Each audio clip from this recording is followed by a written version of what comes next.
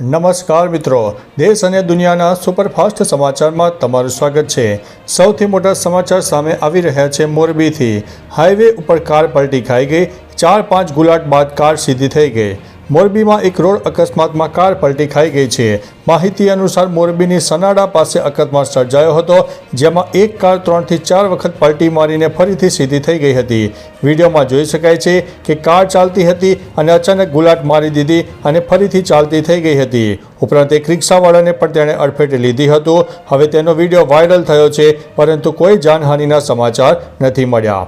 મિત્રો, અન્ય મહત્વના સમાચારની વાત કરીએ તો આ દેશનો અમેરિકાને કરારો જવાબ। ડેનમાર્કે ભારત ઉપર લાદેલા અમેરિકી ટેરિફનો કડક પ્રતિસાદ મળી રહ્યો છે। ડેનમાર્કના રાજદૂત રાસમસ એબિલ્ડગાર્ડ ક્રિયોસ્ટેનેસે જણાવ્યું છે કે તેઓ ભારતને વિશ્વની સૌથી ઝડપથી વિકસતી અર્થવ્યવસ્થા ગણે છે। તેમણે કહ્યું છે કે ભારત અને યુરોપિયન યુનિયન વચ્ચે ચાલી રહેલ મુક્ત વેપાર કરારની વાટાઘાટો બંને પક્ષ માટે લાભદાયી સાબિત થશે। આ નિવેદનથી ડેનમાર્કે સ્પષ્ટ સંકેત આપ્યો છે કે તેઓ ભારત સાથે મજબૂત આર્થિક સહકાર ઈચ્છી રહ્યા છે। મિત્રો, અન્ય મહત્વના સમાચારની વાત કરીએ તો હમાસ ઇઝરાયેલી બંધકો મુક્ત કરવા માટે તૈયાર। હમાસે બધા બંધકોને મુક્ત કરવા માટે ઇઝરાયેલ સાથે એક વ્યાપાર કરાર ઉપર સંમતિ આપી છે। તેમણે આ પણ કહ્યું છે કે જો ઇઝરાયેલ ગાઝા ઉપર કબજો કરવાનો પ્રયાસ કરશે તો તેને ભારે કિંમત ચૂકવવી પડશે। આ પિકનિક નહીં, પરંતુ આપણા લોકોનો વિરોધ અટકશે નહીં। નેતન્યાહુનું આયોજન નિષ્ફળ જશે। અગાઉ ઇઝરાયેલની સુરક્ષા કેબિનેટે શુક્રવારે ઇઝરાયેલી સેનાને ગાઝા પટ્ટીના ઉત્તરીય ભાગમાં સ્થિત ગાઝા શહેર કબજે કરવા માટે મંજૂરી આપી હતી।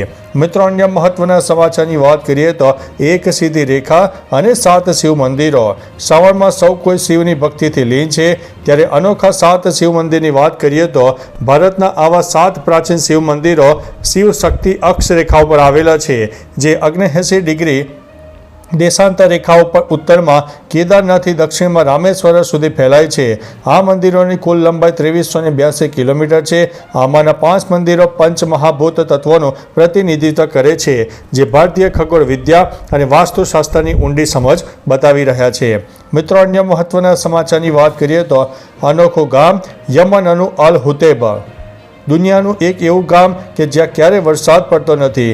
આ અલ હુતૈબ નામનું ગામ યમનના સનાના પશ્ચિમમાં આવેલું છે। અહીં વરસાદ નહીં પડવાનું કારણ પણ રસપ્રદ છે। આ ગામ 3200 મીટર ઊંચાઈ ઉપર આવેલું હોવાથી અહીં વાદળો ગામની નીચે રહે છે। વાદળોની ઉપર ગામ છે, તેથી વરસાદ નીચે પડે છે અને ગામમાં ક્યારેય વરસાદ થતો નથી। અહીં દુર્લભ પ્રકૃતિને નિહાળવા માટે પ્રવાસીઓ પણ ઘણા આવતા હોય છે। મિત્રો, અન્ય મહત્વના સમાચારની વાત કરીએ તો 2024માં 2 લાખથી વધુ ભારતીયોએ છોડી છે નાગરિકતા। વિદેશ રાજ્યમંત્રી કીર્તિવર્ધનસિંહે લોકસભામાં જણાવ્યું કે વર્ષ 2024માં 2,06,378 ભારતીયોએ પોતાની નાગરિકતા છોડીને બીજા દેશોની નાગરિકતા સ્વીકારી છે। તેમણે કહ્યું છે કે નાગરિકતા છોડવાના કારણે વ્યક્તિગત હોય છે। છેલ્લા 5 વર્ષના આંકડા મુજબ 2024માં નાગરિકતા છોડનારા લોકોની સંખ્યા 2020 કરતાં 8 ગણી વધુ છે, જે એક ચિંતાજનક વલણ દર્શાવે છે।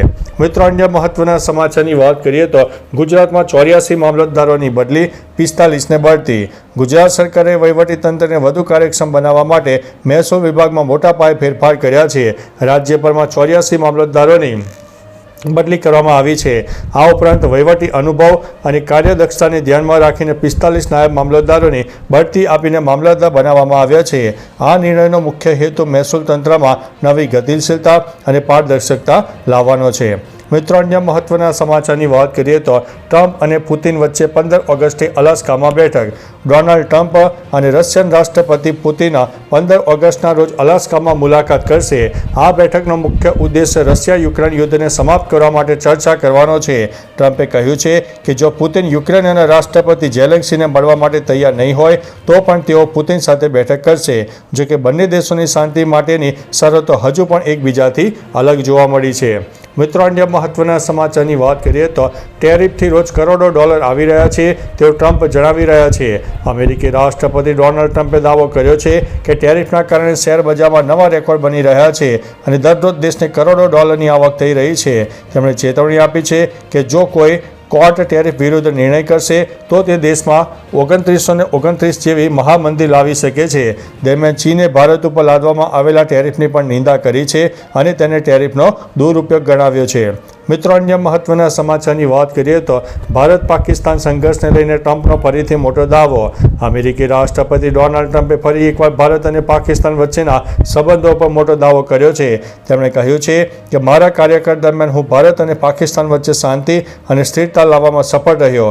તે સમયે બંને દેશો એવા ભીષણ સંઘર્ષની નજીક હતા જે સંભવતઃ પરમાણુ સંઘર્ષમાં પરિણમી શક્યો હોત.